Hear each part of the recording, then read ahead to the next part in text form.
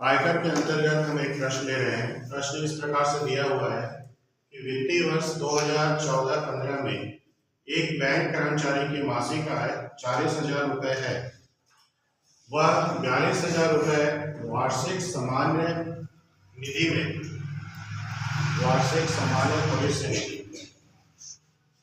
GPF लिखा हुआ है, उसका अर्थ है वार्षिक सामान्य भविष्य निधि में जमा करता है तथा 6,000 रुपये की अर्धवार्षिक प्रीमियम LIC में देता है। देय आयकर की गणना कीजिए। सभी नियोजित राशि पर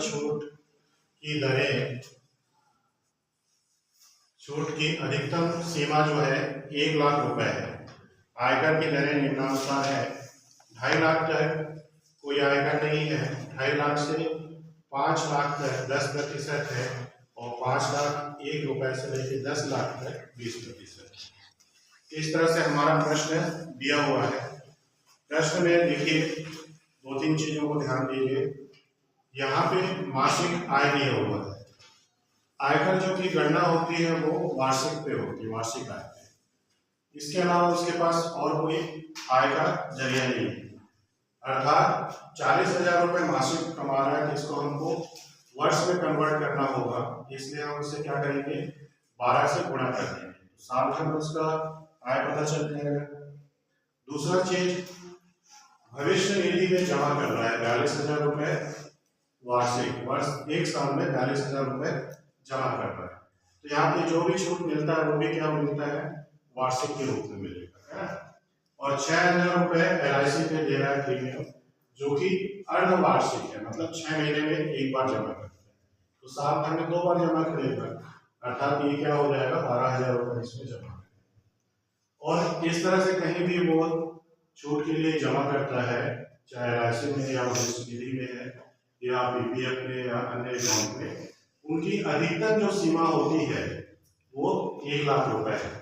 1 लाख रुपए से अगर अधिक जमा करेगा तो उसका छूट उतना 1 लाख तक ही मिलेगा, उससे अधिक नहीं मिलेगा। तो इस तरह से हमारे पास प्रश्न के कुछ की पॉइंट थे। इस पॉइंट के आधार पर हम इस प्रश्न को हल करेंगे। तो सबसे पहले हम निकालते हैं वर्ष की वार्षिक आय कितनी है।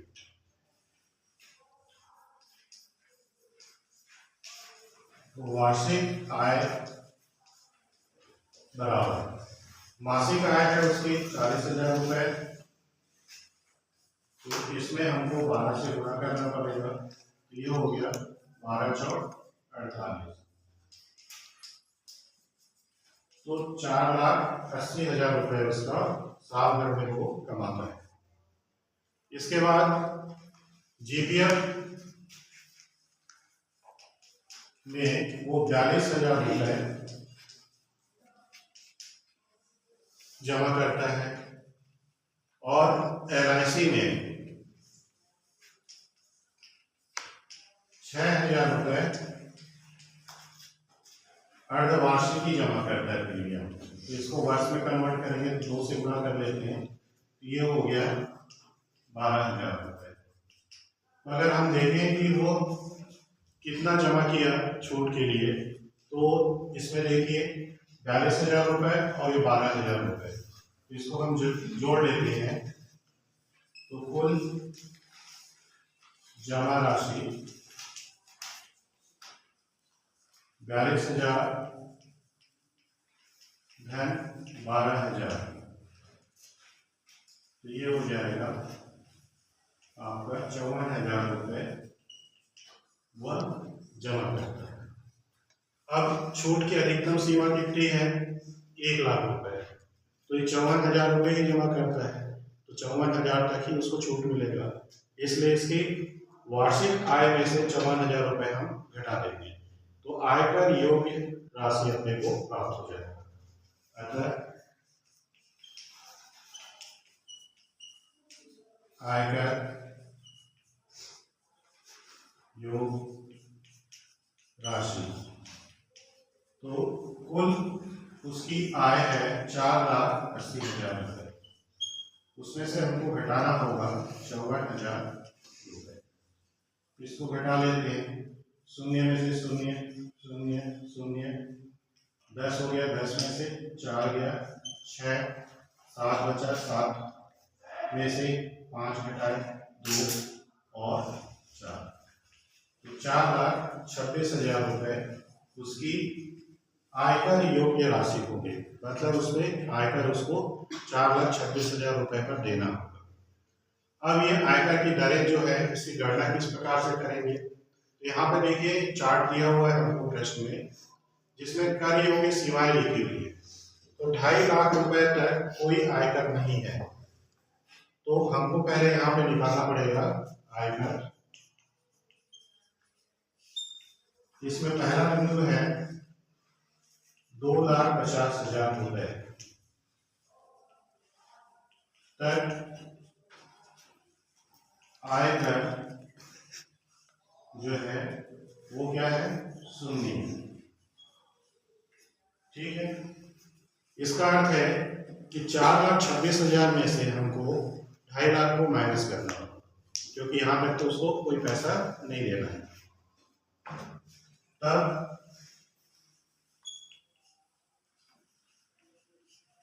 कर योग्य आय हो जाएगा 4,26,000 में से 2.5 लाख को माइनस करें। तो यहाँ पे देखिए 0 में से 0 घट गया, 6 में से 5 गया, सही लिखें तो लिखिए 6 आएगा, 2 में से 5 जाएगा तो 12 में से 5 गया 7 और 3 बचा, 3 में से 2 गया 1,76,000 रुपए पर उसको अब आय की गणना करनी। अब यहाँ पे देखिए 2.5 लाख तक तो उसको कोई कर नहीं लगा, ठीक है, लेकिन 2.5 लाख रुपए से 1 रुपए जैसे ही ज्यादा होगा तो दूसरे वाले श्रेणी में आ जाएगा और उसको कितना देना पड़ेगा, 10%। तो यहाँ पे देखिए हमारा 2.5 लाख तक 0 हो गया है। अब जो राशि बची है उस राशि पे हमको 10% आयकर देना पड़ेगा। दूसरा, आयकर बराबर 1,76,000 रुपए का 10%। प्रश्न हमारा यहाँ पे आ गया है, 5 लाख तक का है। तो यहाँ पे देखिए यह आएगा 1,76,000 गुणे 10/100। इसको काट देते हैं, कट गया, हमारे पास आया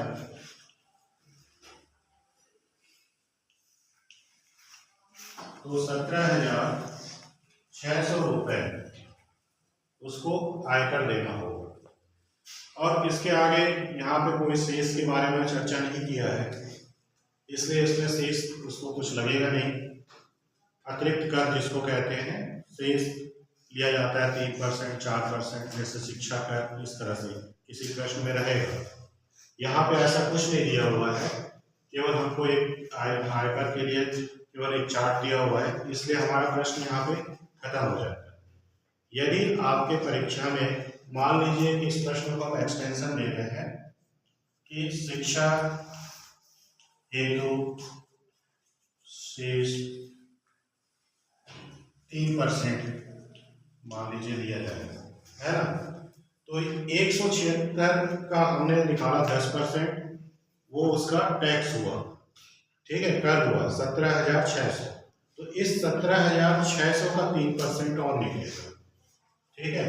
ये हमारा एक्सटेंशन है प्रश्न का, ये हमारे प्रश्न में नहीं था, लेकिन हम प्रश्न को थोड़ा सा बढ़ा लेते हैं, क्योंकि प्रश्न में हमारे पास जब भी पूछा जाता है तो शेष भी पूछा जाता है। तो ये 3% होगा, तो 17,600 का 3%, इसको हल कर लेते हैं।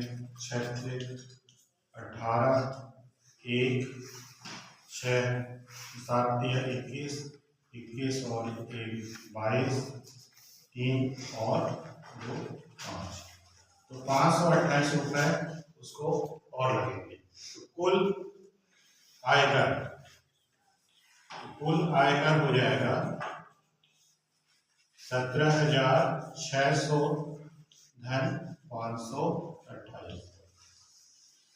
इसको जोड़ देते हैं तो 8, 2, 5 और 6 11, 1, 18, 1 तो 18,128 रुपये।